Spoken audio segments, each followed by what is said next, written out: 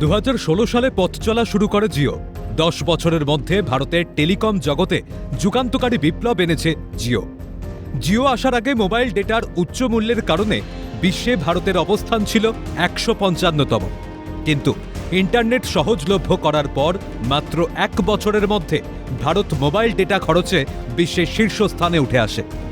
Satellite পরিষেবার ক্ষেত্রে রিলায়েন্স জিও বেশ কিছু উচ্চাকাঙ্ক্ষী পদক্ষেপ গ্রহণ করেছে।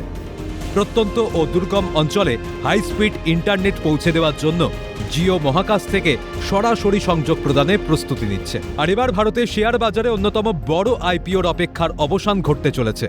রিলায়েন্স ইন্ডাস্ট্রিজের 49তম বার্ষিক সাধারণ সভাতে সংস্থার চেয়ারম্যান মুকেশ আম্বানি আনুষ্ঠানিকভাবে ঘোষণা করেছেন, জিও প্ল্যাটফর্মসের আইপিও প্রক্রিয়া শুরু হচ্ছে। সংস্থার পরিচালনা পর্ষদ ইতিমধ্যেই ড্রাফট রেড হেরিং প্রসপেক্টাস অনুমোদন করেছে এবং সেটি বাজার নিয়ন্ত্রক সংস্থা সেবির কাছে জমা দেওয়া হবে। With great delight, let me tell you that the board of Jio Platforms has approved the draft red herring prospectus and it will be filed with SEBI today.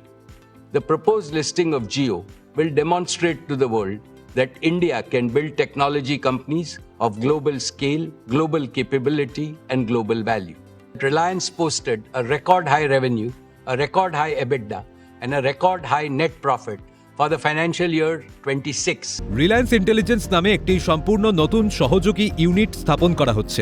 এর মূল লক্ষ্য হল কৃত্রিম বুদ্ধিমত্তা বা এআই কে ভারতের প্রতিটি ঘরে, অ্যাপে এবং ফোনে সহজলভ্য করা।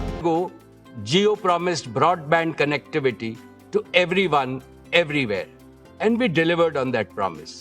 Today, Reliance Intelligence promises AI to everyone, everywhere. World intellectual property অর্গানাইজেশনের রিপোর্ট অনুযায়ী টেক জায়ান্ট কোম্পানিদের তালিকায় জিও মাত্র 1 বছরে গোটা বিশ্বে ভারত 340 থেকে 20 নম্বরে পৌঁছে গিয়েছে।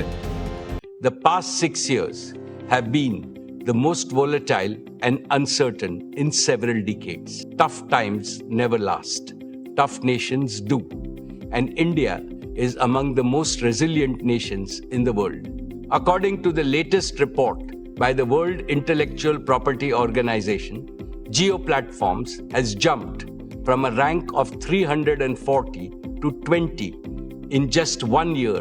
Only Indian company in the top 20 in this elite league. 10 years ago, বিশ্বজুড়ে জ্বালানি সংকট মোকাবিলায় ও জলবায়ু পরিবর্তন রোধে এক বিশাল এবং সমন্বিত গ্রিন এনার্জি ইকোসিস্টেম তৈরি করছে।